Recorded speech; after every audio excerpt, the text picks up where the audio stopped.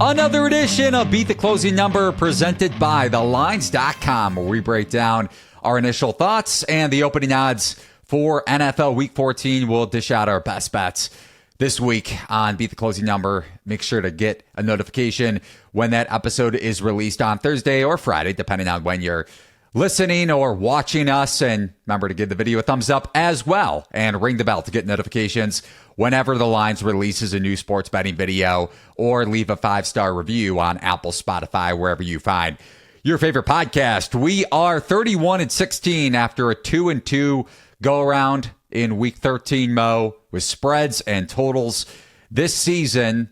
And you were at the Packers-Chiefs game. We both cashed on Packers +6. I believe that number got to actually as low as 4.5 at some shops before it was bet back up before kick. But the Packers not only cover, but win outright 27-19. What was your experience at Lambeau like? It was a interesting setup. I mean, you get there and like you can literally park in a neighborhood, which is not a super usual thing for NFL stadiums, I don't think. Obviously, I'm used to Arrowhead, so that's just a big bowl in the middle of a concrete field. So Bills was a little bit like that when we went to that Bills game a couple years ago, but this is definitely on the next level. You're literally walking by people's houses, and they've like converted their garages into like bars, basically, and their yards into parking lots. So they're just like offering you basically a combo of you can park there and then come hang out and have a beer or whatever. But we ended up parking in a neighborhood, walk up there. I would say overall game day experience, not on Arrowhead's level. Fans, not super loud, I would say. Definitely multiple levels below Arrowhead in rowdiness and loudness. The only time I like really felt like it was a Green Bay home game was literally the Chiefs' last drive. That was when they actually got a little bit loud and it was a little bit respectable. Obviously a lot of history, so that was cool, and pretty cool kind of setup they have outside the stadium. You can you can go ice skating or go up on this big ramp and sled down a big snowy hill. I mean, so that was pretty cool, and yeah, just had a good time overall. So Mo's voice is either shot from screaming and bitching at the refs during that Chiefs last possession or from tailgating. I'm going to lay the 300, minus 300 on tailgating. Yeah, definitely from hanging out. Wasn't too upset until the last possession. Few possessions by both teams. That crew really lost the rope at the end. I mean, they basically got every call wrong for the final 5 minutes or whatever it was. So that was pretty embarrassing. But overall, I thought Green Bay, this was like the first Chiefs loss where I thought they actually got outplayed. So I thought Green Bay deserved to win. They played a better game than the Chiefs. Yeah, Jordan Love was exceptional. And I know you want to criticize the refs. Definite DPI that was missed on Martez Valdez-Scantling, even though he probably would have dropped it like the Eagles game. But then again, Mahomes got 15 free yards when the Packers pushed him when he was still in bounds. So they gave that yards right back, though. What should have been a dead play, they end up flagging Pacheco. Very obvious somebody. He was down. Yeah, but he punched somebody because they're playing at what should have been a dead play. That doesn't.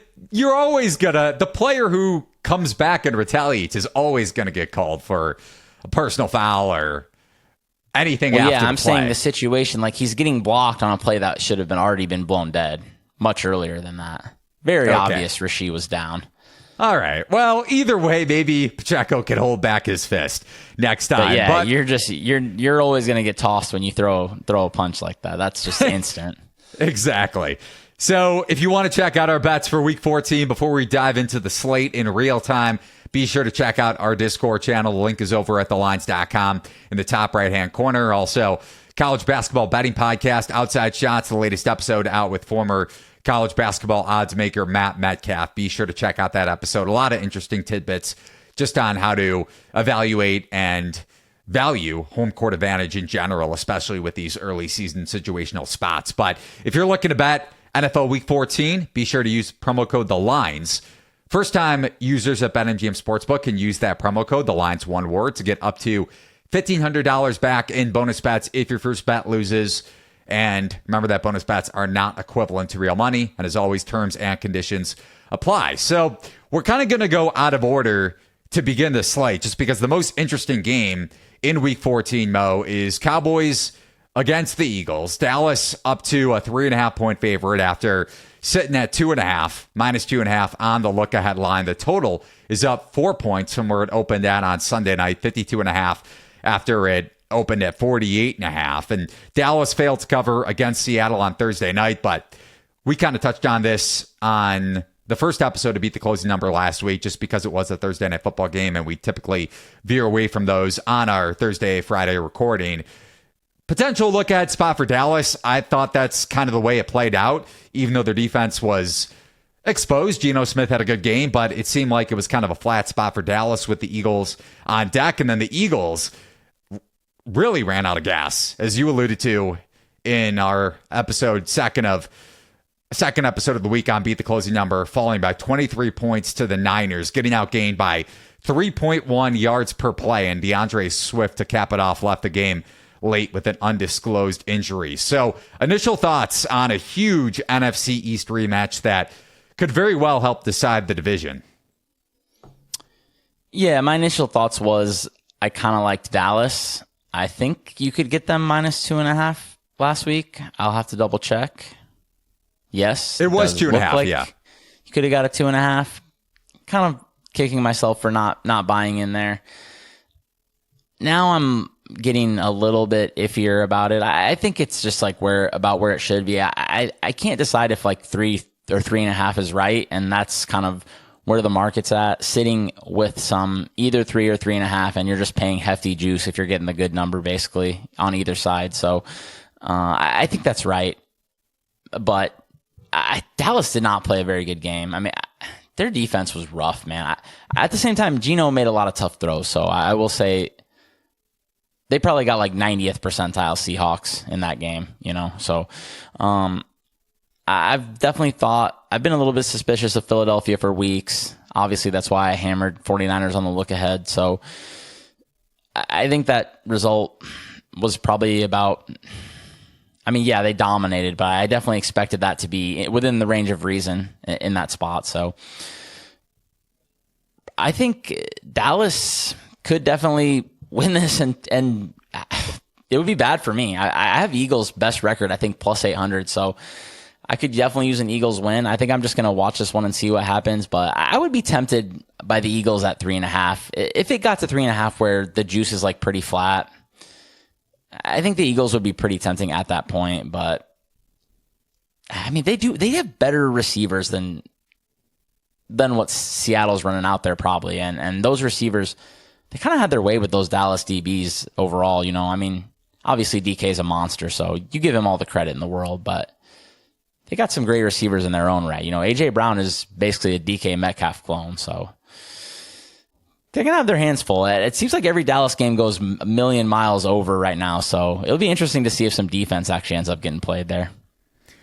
Well, probably not if the Eagles' secondary continues to play the way it has. I know you mentioned Dallas and their defense didn't show up against Seattle, and I touched on that too, but Philly ranks 27th in EPA per play allowed overall this season. That's not skewed for any sort of sample size over any small stretch of games. And by the way, Dak Prescott tied with Brock Purdy atop the NFL MVP odds board around plus 300, plus 350. One or the other may be favored depending on which sportsbook you're looking at. But I know you maybe see a little bit of value in Philly, or if you're just going to watch this because you're rooting on the Eagles for the best record bet. But I mean, the look at line somewhat undervalued Dallas to me, just from where I have the Cowboys in my power ratings. And then the market giving the Cowboys even more of a bump above the key number, on top of the fact that now Dallas is looking for revenge after that Week 9 loss in which they outgained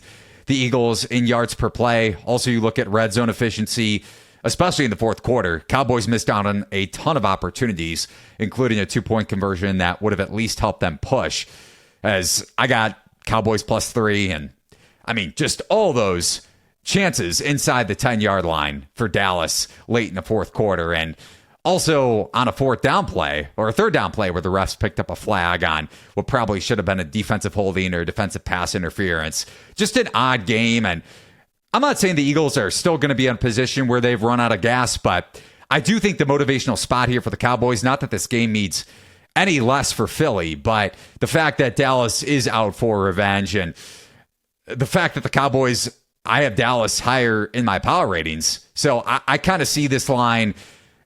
I don't necessarily see any value in Dallas, but I agree with you. I think the line is right. So Cowboys probably cover this number. I wouldn't be surprised if they do, just based on the defensive numbers and the defensive regression we've seen from Philly, especially in their secondary going back to last season. But I'm probably not going to bet the game. The only look I would give would be maybe try to shorten this Cowboys money line price by, and I don't typically recommend this, but maybe throw it in a parlay or something like that. I don't know if I'm going to do that. That's the only angle I would give out, just to kind of cheapen the Cowboys to win the game outright at around minus 130, minus 140. But either way, I'm not surprised the way the market is moving. I know some bettors maybe, and those bettors were probably betting the Eagles at +3, +3.5 on Sunday or before kickoff earlier in the week against the 49ers, and that didn't go too well. So good luck to you if you want to bet the Eagles. I would not recommend doing so. Any final thoughts on the game, Mo, before we move on to a disgusting game on Thursday Night Football? If anything, I would honestly maybe go the other way and sell Dallas out a little bit, maybe like a -6.5 type of situation, because in a game with a higher total like this, kind of similar to that last game, honestly, when over 50 points was scored, we did see Philly cover the spread. I mean, they wouldn't have covered 6.5, but like when the spread is high, the total is higher like this, and we think it's going to be maybe a more wide open game indoors, very strong offenses, questionable secondaries. You know, we could just see Dallas win by a touchdown or whatever it is when Philly, you know, is potentially playing catch up, especially. We know Jalen Hurts does tend to make mistakes at times like that. And yeah, if I was betting Dallas, I would maybe try to sell it out a little bit, but it's just a spot where, and you know, for you, we both have kind of futures riding on this anyway, so we don't need to press anything, especially you have your, divisional play, a lot of high leverage in this spot. So, not like we need to force ourselves to make a bet here, especially when a game that's going to be entertaining to watch and on an island game anyways, you know, it's not like we need a bet to even stomach this game, like maybe Jaguars Cincinnati tonight or whatever. Yeah, I'm not touching Monday Night Football probably this week or next week with the Titans and Dolphins and Giants Packers. Maybe we'll touch on an angle or two the more I dig into Giants Packers. But for right now, yeah, I'm staying away from this game, like I mentioned, and the divisional bet that I have on the Cowboys around +190, +195 for the beginning of the season.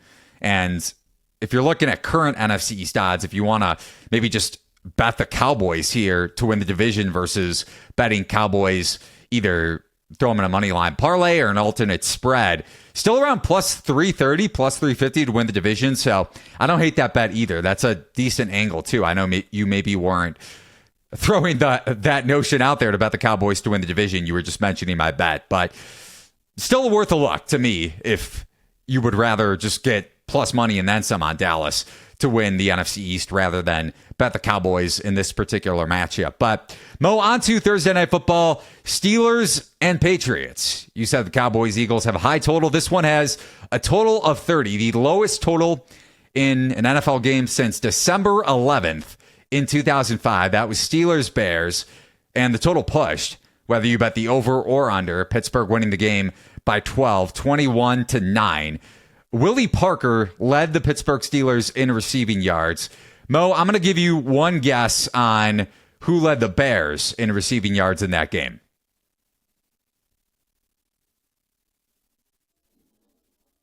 I got nothing. I cannot recall a Bears receiver from that time period. Well, it was Musa Muhammad. Whether you went Bernard, if you had thrown out Bernard Berry, I would have given you some props. But Musa Muhammad put up, I think, 90-plus yards for the Bears. Kyle Orton was under center for Chicago, and that pretty much tells you all you need to know about why that total was as low as it was. Not that Rex Grossman would have provided any sort of a bump, but this total actually is also tied for the lowest total in the NFL since December 1993. And Mrs. Doubtfire was at the top of the box office that year. Just for context, I would probably rather watch Mrs. Doubtfire than bet on this game, watch Thursday Night Football, have anything to do with Mitch Trubisky against a decent defense, and also have any stock in Bailey Zappi, even if you want to stomach a Patriots bet. The Patriots lost 6-0 to the Chargers on Sunday and didn't cover as 4.5-point home dogs. As a result, Pats were actually +6 throughout the week, so you would have pushed. Not that that would have been any fun either, to watch New England and your +6 bet wind up doing nothing for you after watching. That might have been the worst game of the year. Might have been the worst game in a long time in the NFL, especially considering what the Chargers have offensively. But over the last 3 games, New England ranks 3rd in EPA per play, or actually EPA per drive allowed, and 2nd in success rate allowed. And they haven't given up more than 10 points in a single game over that 3-game stretch. They're the first team to accomplish the latter, so allowing fewer than 10 points in a single game over a 3-game span since the 1938 Chicago Cardinals. So are you with me on watching Mrs. Doubtfire over Thursday Night Football, Mo? I would say, yeah. I'm a fan of Mrs. Doubtfire. Robin Williams. You'd rather watch an entertaining Robin Williams film than watch Mitch Trubisky lay 6 points like he did in a playoff game against Nick Foles and the Philadelphia Eagles, the defending Super Bowl champs in 2018, I think, when the Bears won the division. Matt Nagy was the Bears head coach. How do you feel about Matt Nagy as the Chiefs offensive coordinator and the way Patrick Mahomes and this offense has looked? Not that it isn't the Chiefs receiving core and what they have accomplished or lack thereof so far this season, leading the league in drops, and Sky Moore seemingly quitting on his route against the Packers. But I digress. This is going to be a horrible game, and there's no reason to bet this game, right? I don't know. Is there? I kind of want to like the Steelers, but dude, I have to admit, I did a double take when I saw this total. I was like, no way is this right. I literally went to I was like, we have to have made a mistake here. 30.5? I don't know. I'm kind of tempted to honestly bet the over on principle too, but I wonder if last week was like New England's last competitive gasp. Their defense did great work, and it just did not matter. I mean, they just don't have a functional passing offense. I mean, they have a bad quarterback, and in this spot, they have a bad quarterback who has absolutely no arm playing on the road against a solid defense. I don't know. I kind of feel like this line on like the quality of the teams should be higher, but at the same time, when the total is 30.5 and it's a bad quarterback on the other side, you just don't want to end up sitting there staring at the screen knowing you laid 6 and the score is like 13-10 in the fourth quarter, and you just know you have no chance of covering barring like a defensive score. You know, like, I don't know. Pickett to Trubisky, I don't think that can possibly matter, to be honest, as bad as Pickett has been. But honestly, both teams probably performed a bit better than their final scores this week indicated. Like you touched on, the Chargers did a fine, or the Patriots did a fine job on defense. And then, dude, the Steelers, I was looking at that box score, and I have no idea how they lost by double digits or whatever. I think that was 24-10. I don't know how they lost by double digits to the Cardinals. I mean, the Cardinals basically did not have a good game at all. So I know they had the one turnover on downs on the one. That was obviously big. Those kind of things, you know, like you touched on with Dallas and the Philly game, that wasn't even on the one where they turned it over. That was literally like, if the dude runs his route 3 inches farther into the end zone, Dallas scores a touchdown, and it's a completely different ball game probably. So yeah, I think they both are maybe a little better than they played this weekend, but you can't lay 6 with a bad quarterback. But dude, the Patriots team total is literally like 11. Like, this is disgusting. I mean, this is going to be a tough one to watch. Yeah, I'm not watching it. Maybe I'll bait myself into watching it by throwing some small bet on a team total, like you said, or something like that. We obviously don't have any sort of Iowa team total first half, and that one didn't hit. Sorry that you had to put yourself through that, Mo, against Michigan. Dude, when they got to the 30-yard line, I was like, all right, we're good. 3 halfback dives, kick a field goal. I knew their field goal kicker was good because he hit like a 50-yarder or something against Nebraska at the buzzer, and he had like, it wasn't like a fluke. He had good numbers on the year. So I knew they had a good kicker. So I knew they were in field goal range if they just didn't do anything stupid. And of course, Big Ten West offense, they immediately did something stupid. So unsurprising, really. But yeah, this one will be tough. If you made me bet this game, I would probably bet over 30.5. I mean, these teams and these quarterbacks, you can't trust them not to turn it over. I mean, we could see some short fields here. People don't think about that a lot with these totals and these bad quarterbacks. They think bad quarterbacks automatically mean no points are going to be scored. But we could see some turnovers and some short fields here. And especially you have a guy like Bailey Zappi who he has no zip on the ball whatsoever. And he's going to have TJ Watt bearing down on him. I don't know, man. This Patriots offense, I put the Patriots 32 out of 32 on my power rank this week. They might be the worst team in the NFL. This offense is as bad as it gets.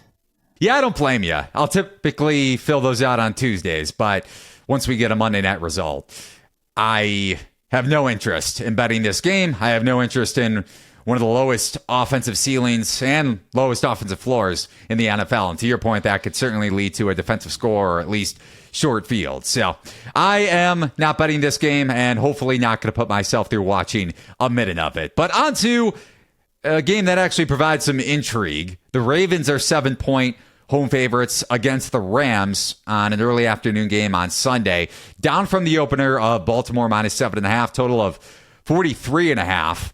And you have a potential bet on this one, Mo, against one of the best teams, at least record-wise, in the AFC and the NFL, for that matter, against a Rams team that is red hot, winning 3 straight. So what say you for this one?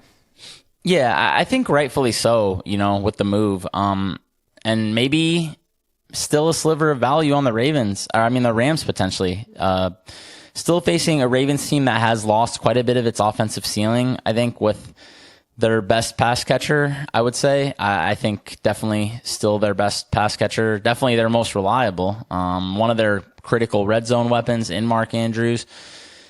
And hosting a Rams team that, like you said, is just really clicking on offense, man. I think this is legitimate. I think this reminds me of Green Bay, the market not adjusting to this Green Bay offense, how much better they've looked. And the Rams are clicking on offense as well. I mean, they just shredded the Browns for 6.4 yards per play. I know that the Browns have some injuries. You probably have Myles Garrett operating at like 70% or whatever he's playing at best. But this is still a very good defense top to bottom. And the Rams kind of did what they wanted. And obviously they creamed the Cardinals the week before. They've came out of the bye just looking like the offense that McVay is capable of building.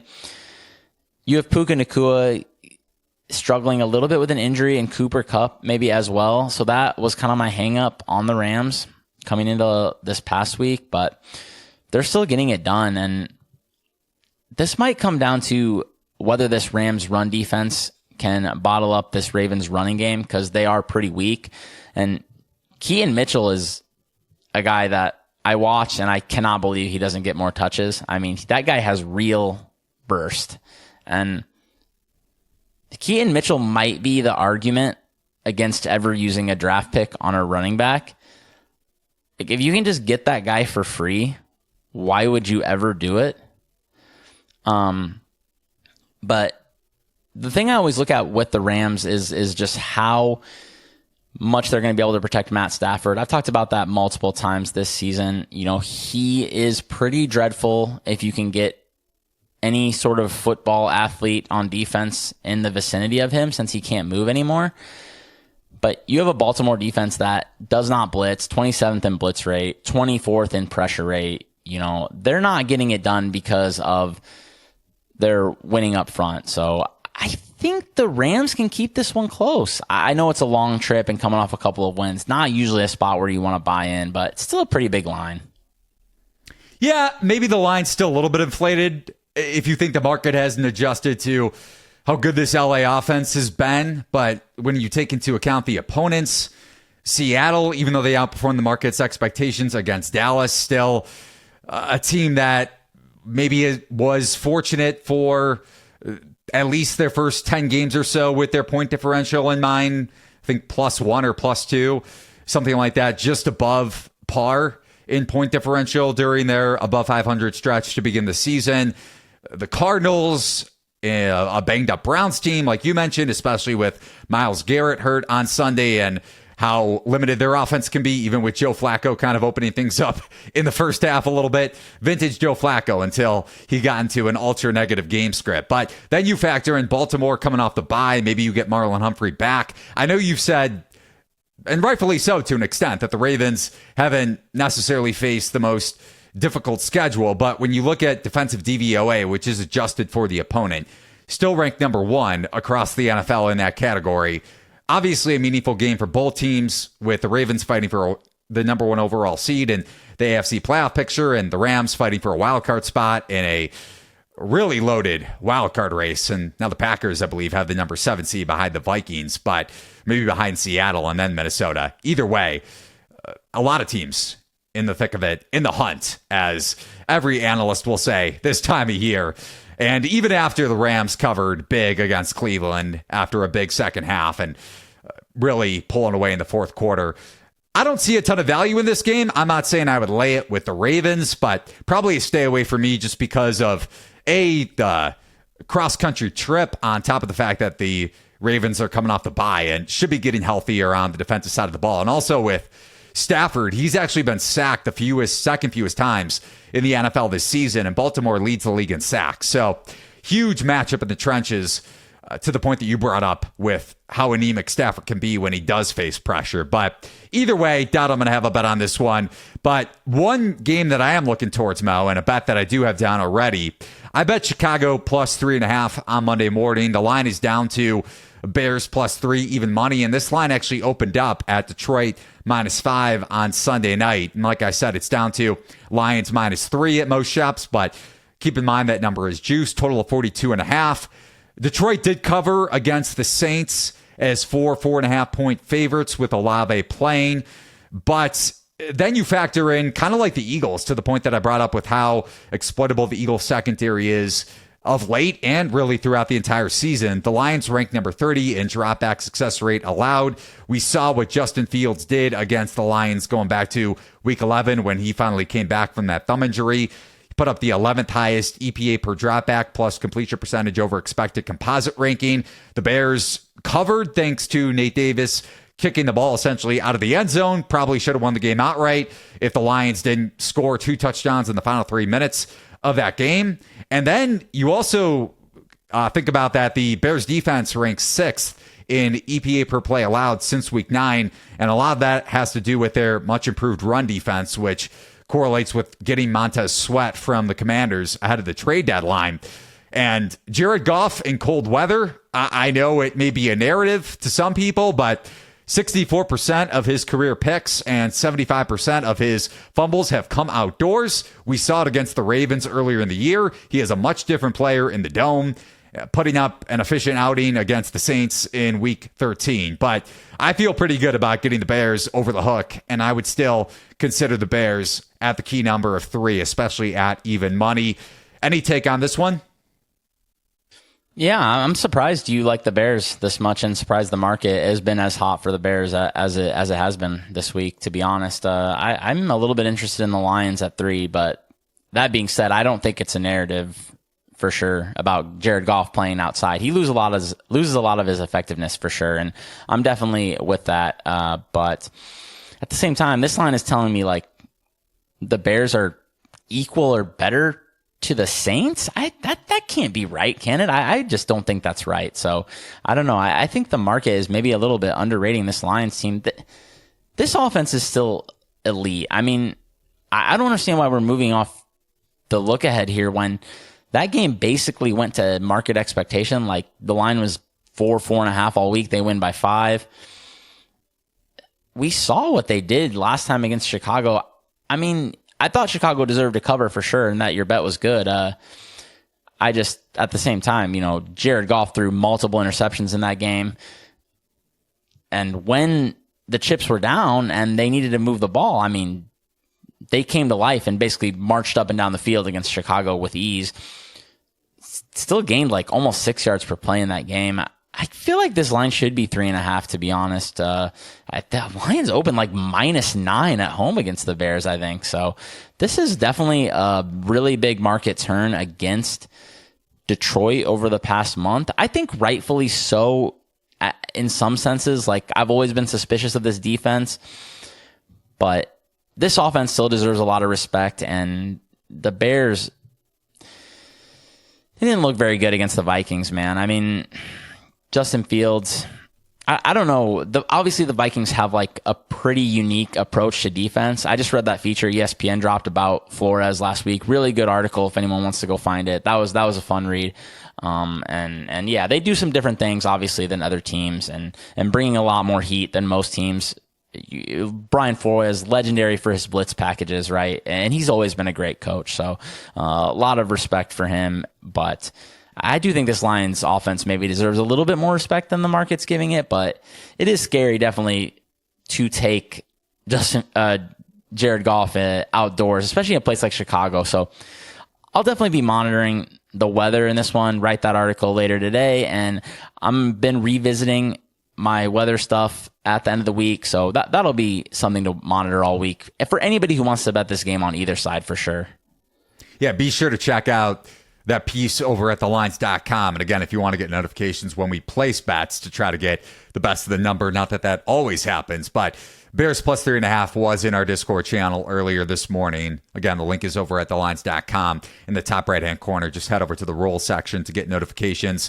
I know you mentioned the opener in Lions-Bears going back to their first matchup in Week 11, but that was also with the uncertainty of Justin Fields coming back. I think it was bet down to as low as 7.5 once Fields got confirmed that he was going to play. So injury baked into that number.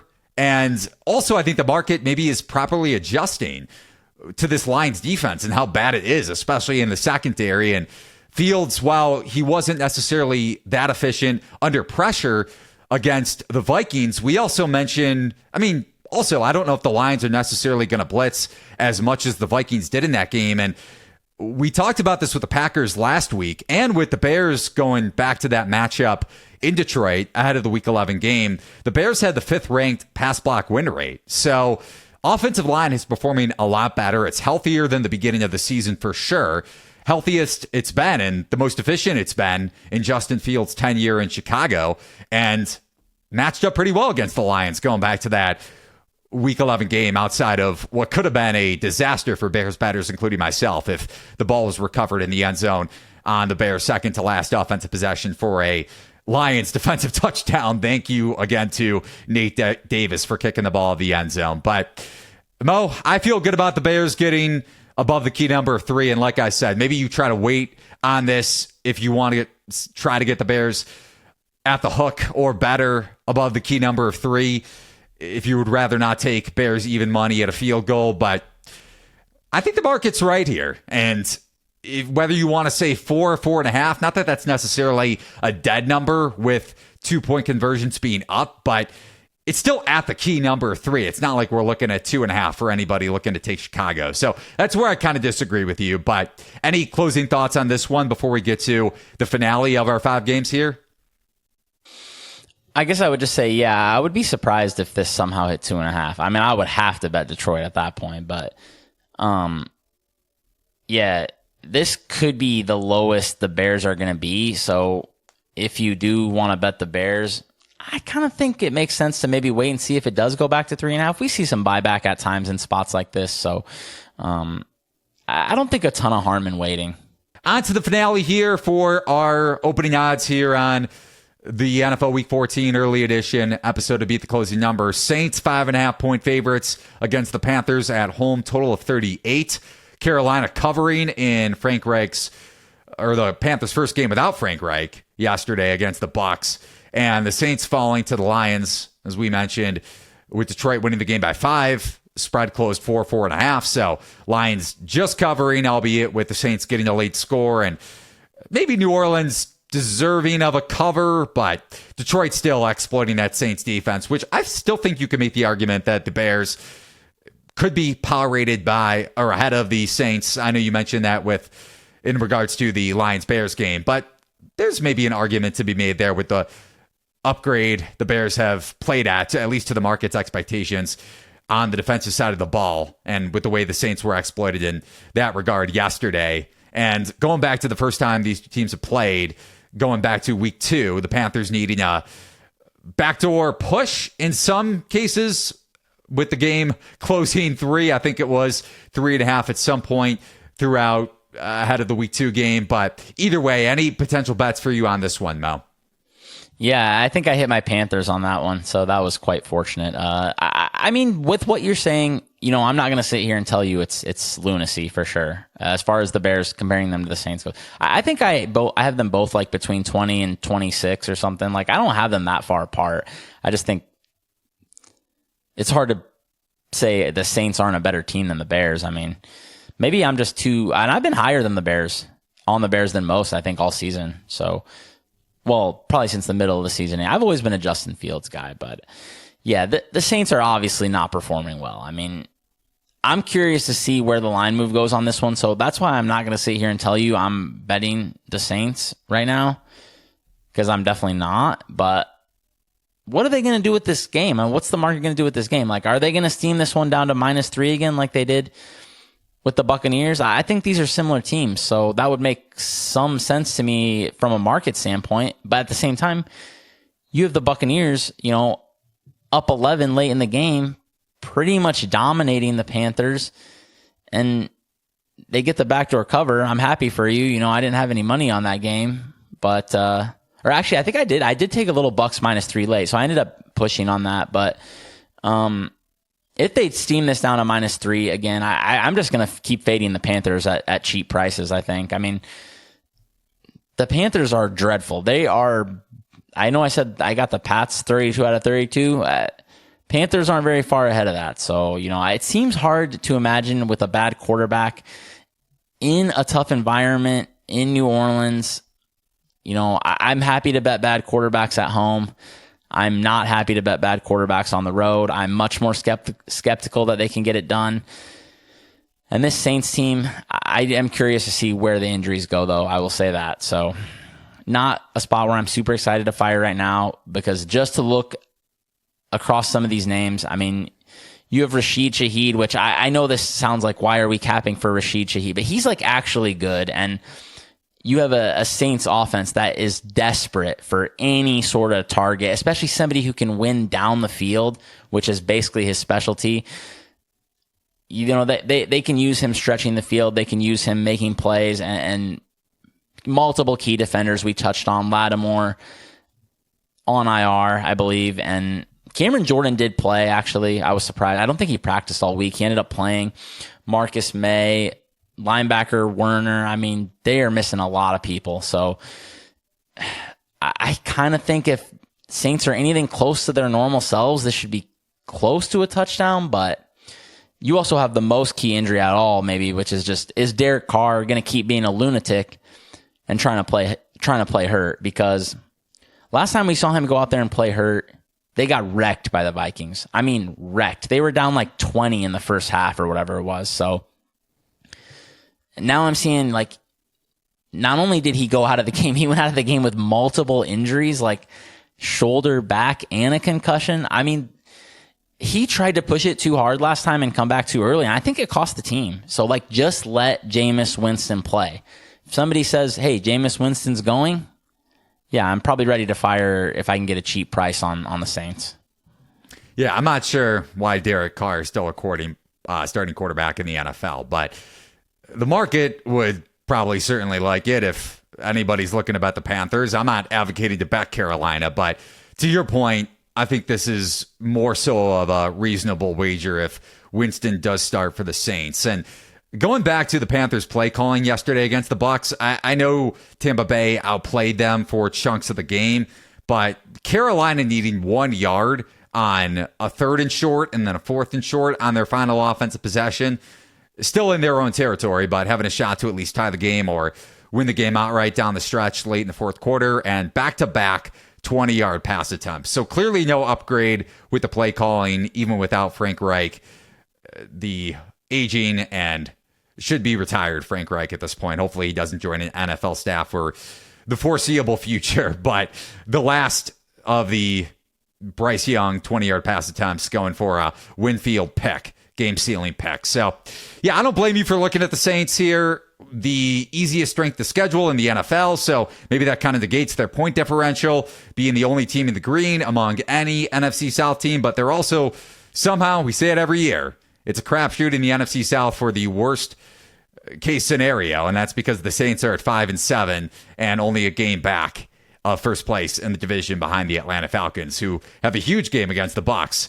Both teams out of the Saints in the NFC South standing. So good luck if you want to bet the Saints. I have no need to touch this game, kind of like Patriots and Steelers. I will say, if it was between the two games, I would have to watch Saints and Panthers, but good luck to you, man, if you want to touch this game from a betting standpoint. Yeah, we'll see what happens with injuries. And like I said, the market, so hot for the Panthers last week. I mean, that was a pretty amazing line move. I was very surprised. I mean, you got a tremendous number with your 5.5, obviously, since that closed 3. And yeah, I took the good number too. It just didn't work out for me. But at the same time, not a disaster when you end up with the push. But targeting Jonathan Mingo multiple times down the field, and just, dude, it's very, very ugly over there right now. And you have a Saints team that I know they've been rough and they've been not performing to their talent level, but they still have a way better team top to bottom than the Panthers do. Yeah, no question about it. Either way, good luck if you want to bet it, even at a better number. I have no interest in this disgusting NFC South game. Like I said, not as disgusting as Thursday Night Football, but pretty damn close. So, Mo, just to wrap here, I have a bet on the Bears already at plus 3.5. Handicap that one for anybody that scrolls to the back end of the podcast just to get the bet, so you can scroll and listen to the actual handicap of the Lions-Bears game. But anything on Rams here before we get to our Thursday episode? Do you think you're going to play this before the line maybe moves below the key number of 7, if it does? Yeah, I think grabbing some Rams right now makes sense, just in case it drops below 7. At that point, I would kind of be losing some interest. I think maybe 6.5 could be a fair line, especially with, like you said, the Ravens in just a really nice spot. So you really just want a good number when you're fading a really good spot like this. And if you want to get in on the action and get a promo code on top of it, first-time users with BetMGM Sportsbook can use promo code THELINES, one word, to get up to $1,500 back in bonus bets. That's the Lines, one word. And again, bonus bets are not equivalent to real money. As always, terms and conditions apply. More details over at thelines.com. Hopefully you've been tailing us on our bets. With Mo and I going at 31-16, 2-2 in week 14, or week 13, but really solid start to the year, or year in general, with spreads and totals. So good luck to us with our early week bets, and good luck to you as well. Make sure to check out our Discord channel to get our bets in real time. For Mo and for myself, Eli Herskovich, thanks for watching and listening to another edition of Beat the Closing Number. So long, everybody.